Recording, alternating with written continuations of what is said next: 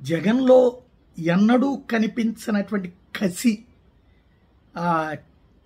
ఒకవైపునటువంటి విపరీతమైనటువంటి ఆగ్రహం ఇవాళ కనిపించింది. ఒక ధైర్యము కనిపించింది. అంటే ఇన్ని రిస్ట్రిక్షన్స్ మధ్యన అంతమంది రావటం ఒక ధైర్యాన్ని తెప్పిస్తే, జగన్కి కూడా అదే ఫీడ్బ్యాక్ ఉంటుంది కదా, ఇటు పేపర్లో చదువుంటాడు కదా, బెట్టింగ్ వాళ్ళని చచ్చిపోయాడు, లేకపోతే ఆత్మహత్య చేసుకుంటానికి వెనకాల అసమర్థత అన్నటువంటి. కానీ అక్కడికి వెళ్ళాక వాళ్ళతో మాట్లాడాక తెలిసిన విషయాల తర్వాతన ఆగ్రహం కట్టలు తెంచుకుంది. అందుకని పోలీసు అధికారుల మీద తీవ్రమైనటువంటి వ్యాఖ్యలు చేసినటువంటి సందర్భం. అదే సందర్భంలో తీవ్ర పరిణామాలు ఎదురవుతాయి అన్నటువంటి హెచ్చరికలు. జగన్ స్పీచ్ మిగతా టైంలో ఉండేటటువంటి దానికి మరింత కసిగా ఉన్నటువంటి ఆ స్పీచ్ ఒకసారి చూస్తే అర్థమవుతుంది. ఈరోజు ఆంధ్ర రాష్ట్రంలో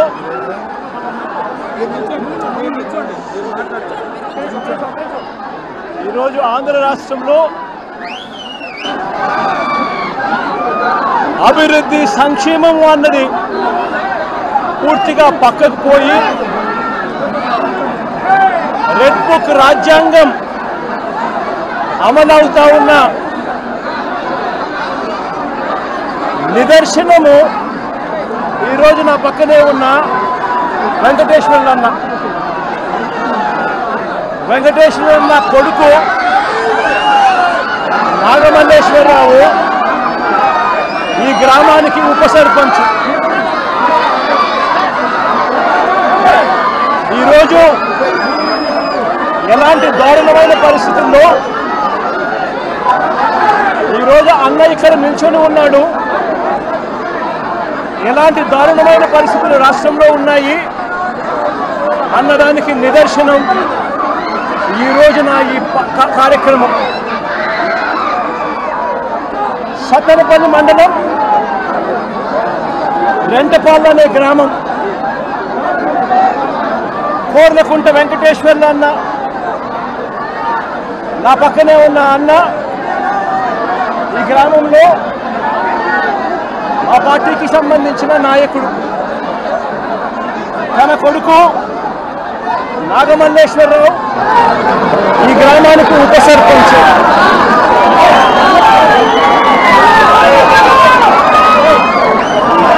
పోలింగ్ మొట్టమొదటి రోజు నుంచి రెడ్ బుక్ రాజ్యాంగం అమలులో తెలుగుదేశం పార్టీ ఏ రకంగా ప్రవర్తించింది అనే దానికి నిదర్శనం ఈరోజు ఈ గ్రామంలో కనిపిస్తుంది. ఈరోజు ఇదే గ్రామంలో పోలింగ్ సమయంలో, పోలింగ్కు ముందు వారికి అనుకూలమైన అధికారులందరినీ కూడా పోస్టర్లు ఇచ్చుకున్నారు. ఇక్కడున్న పోలింగ్ సమయంలో ఇక్కడ ఉన్న ఐజీ, ఎస్పీలు, సిఐలు అందరూ కూడా తెలుగుదేశం పార్టీని, కూటమిని గెలిపించడం కోసం ఎలాంటి అన్యాయాలు చేస్తున్నారు అన్న సంగతి ఈ ప్రాంతంలో ఉన్న ప్రతి ఒక్కరికి కూడా తెలుసు. ఆ వారం నుంచి పరిస్థితి గమనిస్తే 2024 జూన్ 4వ తారీఖున, అంటే కౌంటింగ్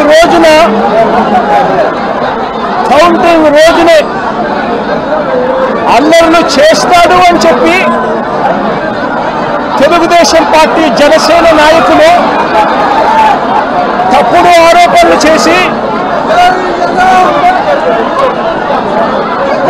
వాళ్ళ తప్పుడు ఆరోపణల నేపథ్యంలో పోలీసులు నాగమల్లేశ్వరరావును స్టేషన్లో తీసుకొని పోయారు. కౌంటింగ్ రోజునే నాగమల్లేశ్వరరావును స్టేషన్లో ఉంచారు. ఫలితాలు టీడీపీకి అనుకూలంగా వచ్చిన మరుక్షణమే నాగమల్లేశ్వరరావు సెల్లో వేశారు. టీడీపీకి అనుకూలంగా ఫలితాలు రావడం మొదలెట్టాక ఈ గ్రామంలో నాగమల్లేశ్వరరావు ఇంటిపై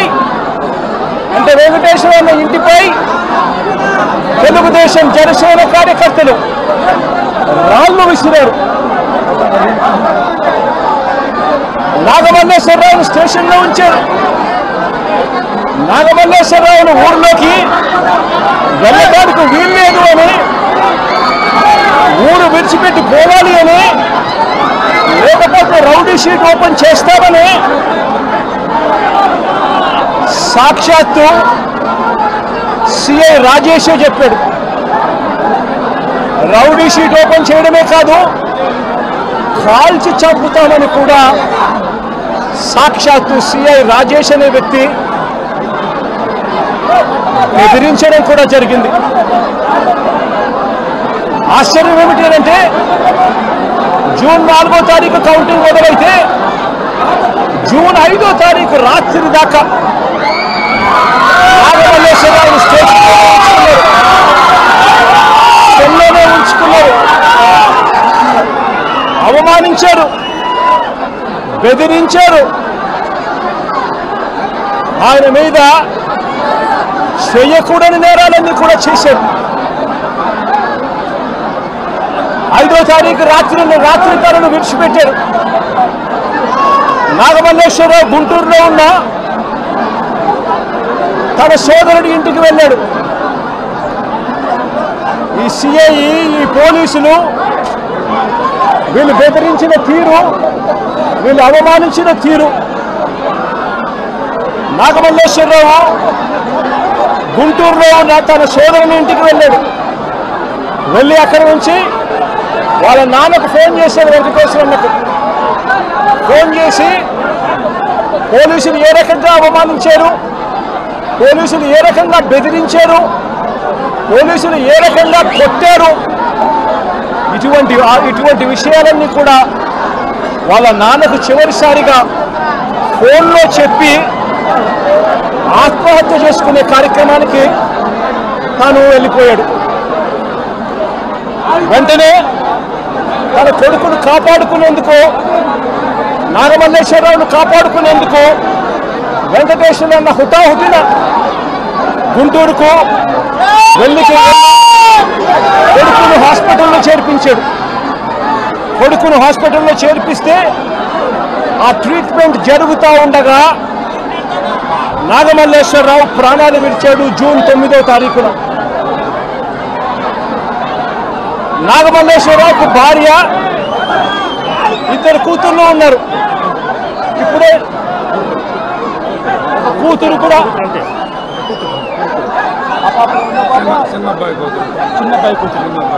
నాగమల్లేశ్వరరావుకు ఒక కూతురు ఉంది. ఆ కూతురు కూడా చిన్న పాప. ఇప్పుడు ఆ భార్యకు, ఆ కూతురుకు ఏం సమాధానం చెప్తారు చంద్రబాబు నాయుడు గారు అడుగుతా ఉన్నా. మీ పాలనలో దగ్గరుండి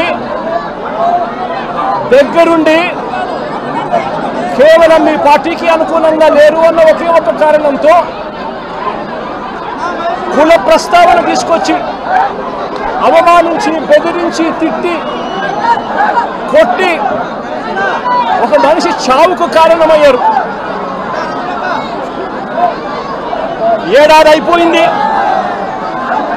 ఈ మొత్తం కుటుంబం ఇవాళకి కూడా శోకంలోనే ఉంది. దీనికి బాధ్యులెవరు?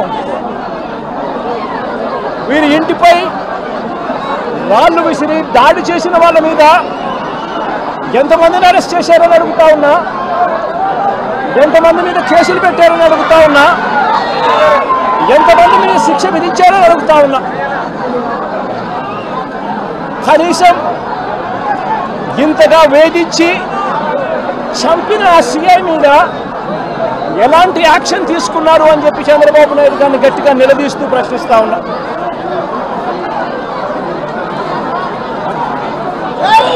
రెడ్ బుక్ రాజ్యాంగం నడుస్తూ ఉంది.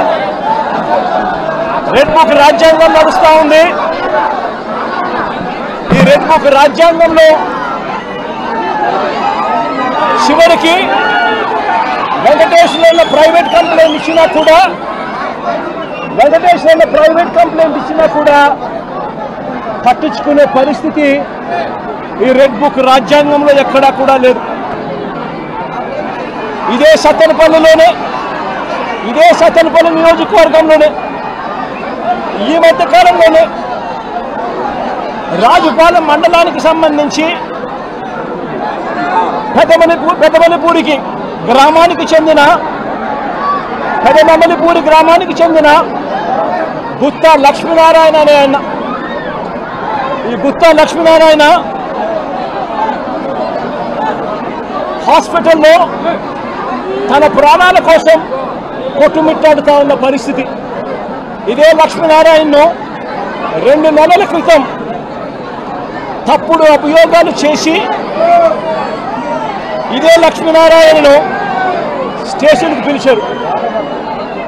సిఐలు ఎస్ఐలు ఇద్దరూ కూడా తప్పుడు ఆరోపణలు చేసి స్టేషన్కు పిలిచి లక్ష్మీనారాయణ సమాధానాలన్నీ కూడా గట్టిగా చెప్పిన నేపథ్యంలో ఆయన మీద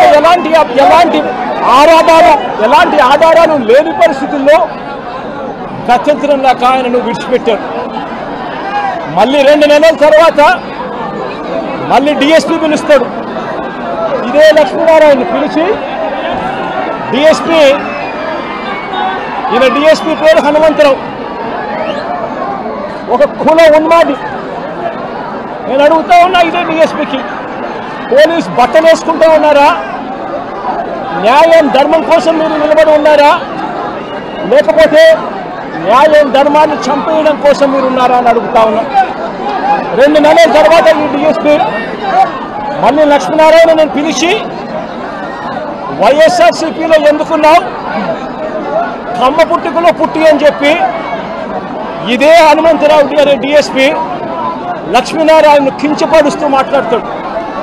కించపరుస్తూనే మాట్లాడమే కాదు, అవమానించడము, బెదిరించడము, తప్పుడు సాక్ష్యాలు మళ్ళీ తీసుకొస్తాను, తప్పుడు సాక్ష్యాలతో నిన్ను జైలుకు పంపుతాను అని చెప్పి అవమానించి లెంపకాయలు వేసి కొట్టి బెదిరించి లక్ష్మీనారాయణను అవమానపరిస్తే లక్ష్మీనారాయణ పురుగుల మందు తాగి సూసైడ్ వీడియో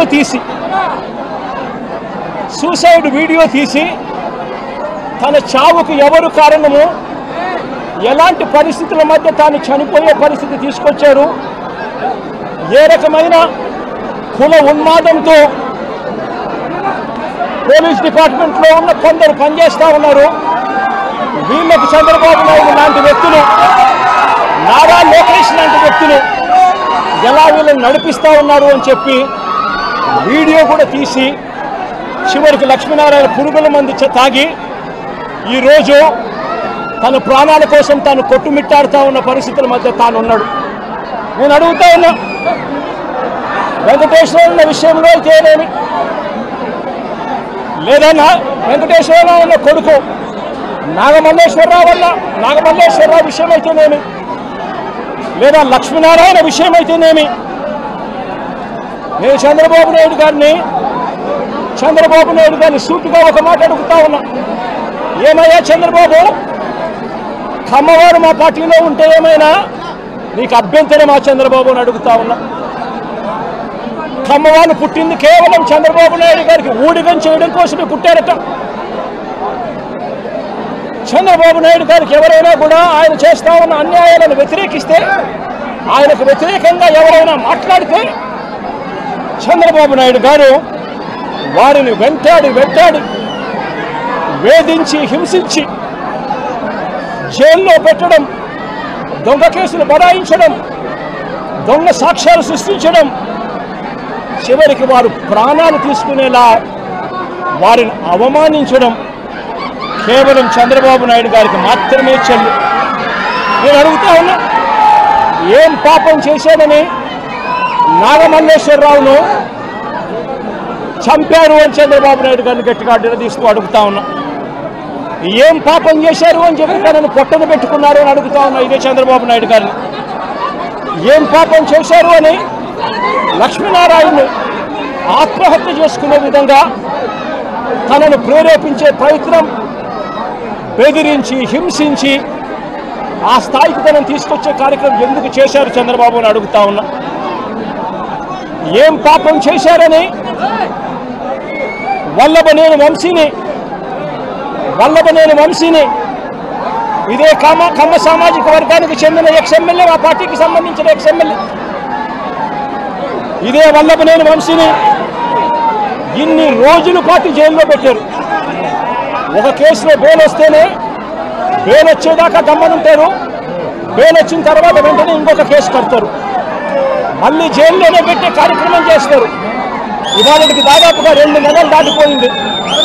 ఇవాళకి కూడా వంశీ జైల్లోనే చంద్రబాబు నాయుడు గారి సేడిజంకు బలవుతూ ఈరోజు వంశీ కూడా జైల్లోనే మగ్గుతూ ఉన్నారు. ఏం పాపం చేశారని అడుగుతా ఉన్నా. ఒకటి అయిపోయిన తర్వాత మరొకటి తప్పుడు కేసులు పెట్టుకుంటూ వస్తూ ఉన్నారు. నేను అడుగుతా ఉన్నా, ఏం పాపం చేశారని కొడాలి నానిని మా పార్టీకి సంబంధించిన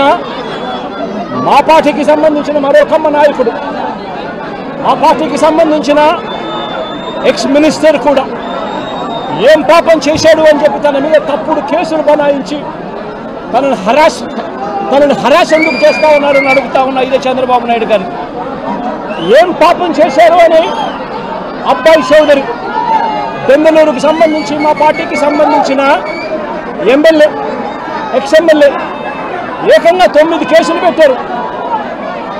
ఒక కేసు అయిపోయిన వెంటనే మరొక కేసు పెట్టి అబ్బాయి చౌదరిని చిత్రహింసలు గురి చేస్తా ఉన్నారు. ఏం పాపం చేశాడని చెప్పి ఈ మాదిరిగా చేస్తా ఉన్నారని అడుగుతా ఉన్నా. నా పక్కనే దేవనేని అవినాష్ ఉన్నాడు. అవినాష్ ఏం పాపం చేశాడు అని చెప్పి అవినాష్ను కూడా కేవలం కమ్మ సామాజిక వర్గంలో పుట్టాడు, చంద్రబాబు నాయుడుని వ్యతిరేకిస్తున్నాడు, చంద్రబాబు నాయుడుకు ఊడిగం చేయడం ఇష్టం లేదు అన్నాడు అన్న ఒకే ఒక కారణంతో అవినాష్ను కూడా కేసుల మీద కేసులు పెట్టి రోజు హింసించే కార్యక్రమమే చేస్తూ ఉన్నాడు. కోర్టులకు పోయి బెయిల్ తెచ్చుకొని రోజు చంద్రబాబు నాయుడు గారితో యుద్ధం చేస్తూ ఉన్నాం. నేను అడుగుతా ఉన్నా, ఏం పాపం చేశారు అని తలసిల రఘురాం మా పార్టీకి సంబంధించిన ఎమ్మెల్సీ నాతో పాటు 15 సంవత్సరాలు నాతో పాటు ప్రయాణం చేశాడు. ఏం పాపం చేశాడు అని చెప్పి ఆయన మీద 3 కేసులు పెట్టి ఆయనను కూడా చిత్రహింసలకు లోన్ చేస్తూ ఉన్నారు. ఏం పాపం చేశారని అడుగుతా ఉన్నా. మా పార్టీకి చెందిన ఇదే కమ్మ సామాజిక వర్గానికి సంబంధించిన ఎక్స్ ఎంపీ ఎంబీబీ సత్యనారాయణ ఏం పాపం చేశాడు అని చెప్పి ఎంబీబీ సత్యనారాయణను చివరికి తాను వ్యాపారాలు కూడా ఆంధ్ర రాష్ట్రంలో చేసే పరిస్థితి లేకుండా తనను రాష్ట్రం నుంచి కూడా వెళ్ళగొట్టే కార్యక్రమం చేసి తనను బెదిరించి తప్పుడు సాక్ష్యాలతో తప్పుడు కేసులు బనాయించి ఇబ్బందులకు ఎందుకు గురి చేస్తా ఉన్నారు అని చెప్పి గట్టిగా అడుగుతా ఉన్నా. ఏం పాపం చేశారు అని నంబూరు శంకర్రావు మా పార్టీకి సంబంధించిన ఎక్స్ఎమ్మెల్యే నంబూరు శంకర్రావు ఏం పాపం చేశారు అని చెప్పి ఆయన మీద కూడా తప్పుడు కేసులు బనాయిస్తా ఉన్నారని అడుగుతా ఉన్నా. ఏం పాపం చేశాడు అని చెప్పి బ్రహ్మనాయుడు, నంబూరు శంకర్రావు అన్న బ్రహ్మనాయుడు అన్న ఇద్దరు ఎక్స్ఎమ్మెల్యేలు, ఒకరు పెదకూరుపాడు, ఒకరు వెనుకొండ, ఇద్దరు ఎక్స్ఎమ్మెల్యేలు ఏం పాపం చేశారు అని చెప్పి వీళ్ళని చిత్రహింసలకు లోను చేస్తూ తప్పుడు కేసులన్నీ కూడా బనాయించే కార్యక్రమం ఎందుకు చేస్తా ఉన్నారని అడుగుతా ఉన్నా. నా పక్కనే తెనాలి ఎక్స్ఎమ్మెల్యే శివ ఉన్నాడు. ఏం పాపం చేశాడు అని చెప్పి శివాను కూడా తప్పుడు కేసులతో రోజు బెదిరించే కార్యక్రమం, కాలేజీలకు ఇవ్వాల్సిన ఫీజు రీయింబర్స్మెంట్ బకాయిలు పెట్టడమే కాకుండా కాలేజీలకు ఇన్స్పెక్షన్ అంట, మళ్ళీ కాలేజీల్లో వెరిఫికేషన్ అంట, మళ్ళీ రోజు హెరాస్మెంట్ అంట. ఏం పాపం చేశాడని చెప్పి చిత్రహింసలు పెడతా ఉన్నారని అడుగుతా ఉన్నా. ఏం పాపం చేశారు అని చెప్పి ఇదే కమ్మ సామాజిక వర్గానికి సంబంధించిన మా పార్టీ సానుభూతి పరుడు తాను మాత్రమే పోచాని కృష్ణమురళి 9 రోజుల పాటు సినీ దర్శకుడు, ఆయన డైలాగులు రాస్తారు సినిమాలలో, ఆయన కేవలం మా సానుభూతి పరుడు మాత్రమే. అలాంటి ఆయన్ను 9 రోజులు జైల్లో పెట్టారు. శ్రీకాకుళం నుంచి కడప దాకా రకరకాల స్టేషన్లన్నీ కూడా ఒక స్టేషన్ అయిపోయిన తర్వాత మరో కేసు పెడతారు. నెల రోజుల పాటు 9 కేసులు పెట్టి పోసారి కృష్ణమూర్తిని నెల రోజుల పాటు వివిధ స్టేషన్ల చుట్టూ తిప్పుతూ తప్పుడు కేసులు పెట్టారు. ఏం పాపం చేశారని అడుగుతా ఉన్నా. ప్రముఖ సినీ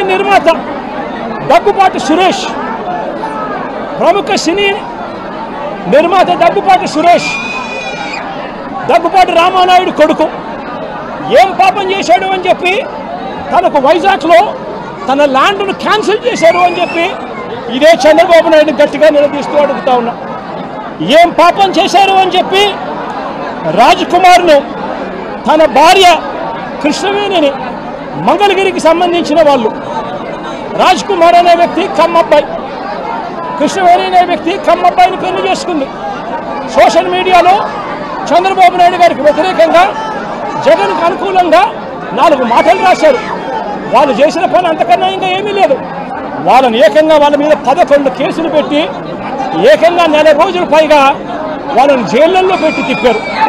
ఏకంగా ఆ పిల్లాడు ఫోటో చూస్తే సోషల్ మీడియాలో బాధ అనిపిస్తుంది. లోకేష్ ఫోటో పెట్టి ఆ పిల్లడు రాజ్ కుమారు మోకాళ్ళ మీద నిలబడి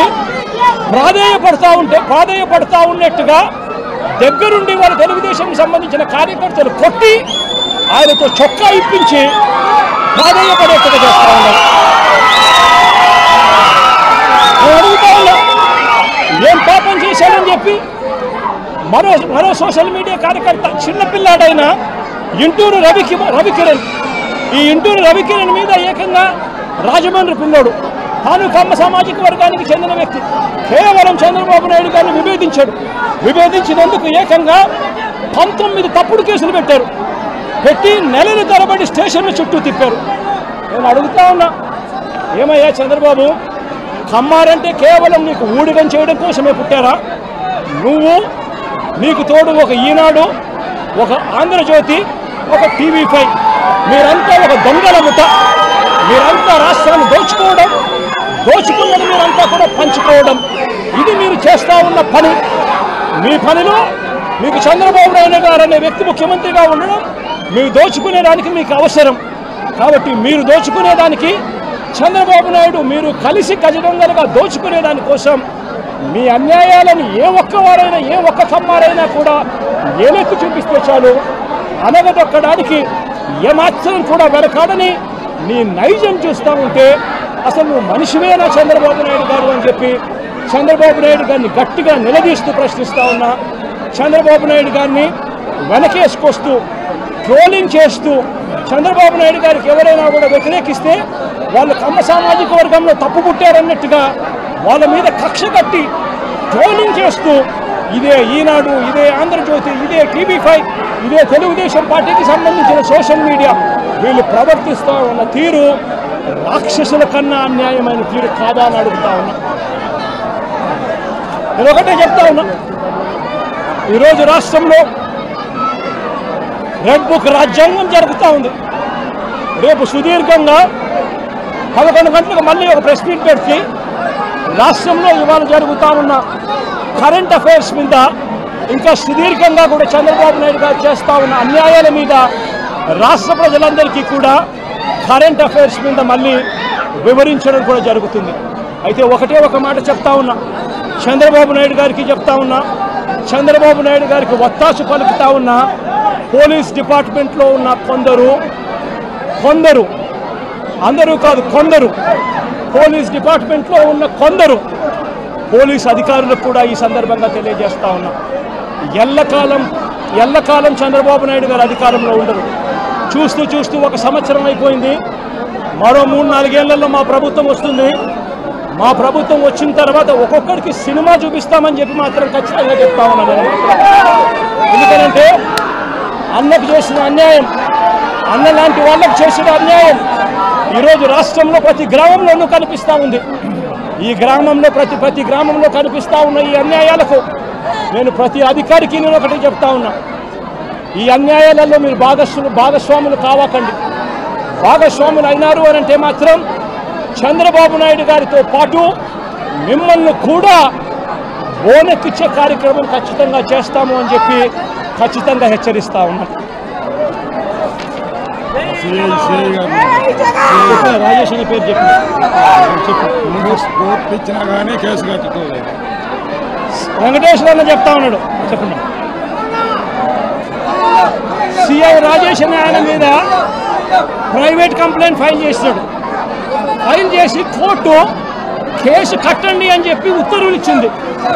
ఉత్తర్వులు ఇచ్చినా కూడా కేసు కట్టకుండా ఇంకా కేసు కట్టలేదంట.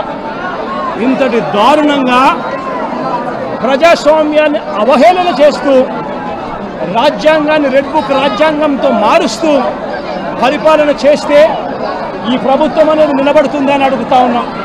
ఈరోజు రాష్ట్రంలో చంద్రబాబు నాయుడు గారి పాలనలో రైతులు సంతోషంగా లేరు, అక్క చెల్లెమ్మలు సంతోషంగా లేరు, చదువుకుంటున్న పిల్లలు సంతోషంగా లేరు. చంద్రబాబు నాయుడు గారి పాలనలో ప్రతి ఒక్కరూ కూడా వెన్నుపోట్లకు లోనయ్యారు, మోసపోయారు. ఆయన అబద్ధాలు మోసాలకు వీరంతా కూడా బలైపోయిన పరిస్థితుల మధ్య రెడ్ బుక్ రాజ్యాంగంతో ఉచ్చలవిడి కరప్షన్తో ఈరోజు రాష్ట్రంలో పూర్తిగా లా అండ్ ఆర్డర్ కూడా దెబ్బతిన్న పూర్తిగా నాశనమైపోయిన పరిస్థితుల మధ్య ఈరోజు పరిపాలన సాగుతూ ఉంది. ఈ పరిపాలన ఎక్కువ రోజులు నడవదు. దేవుడు ప్రజలు ఇద్దరు కూడా గట్టిగా మొట్టికాయలు వేసే రోజు త్వరలోనే ఉందని మాత్రం ఖచ్చితంగా చెప్తా ఉన్నా.